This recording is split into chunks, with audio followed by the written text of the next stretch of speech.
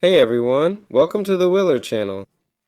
Today I'll show you how to fix the 800x600x32 error for GTA San Andreas on Windows 11, 10, 8, 7, and other versions.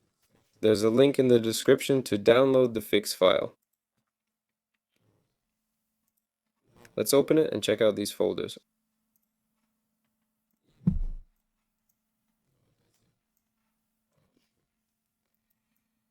Open each folder and copy the files to your game directory.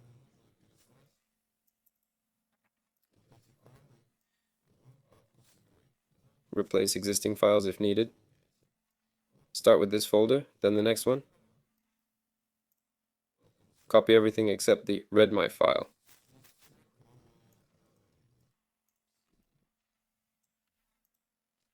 Do the same for the last folder, skipping the readme file.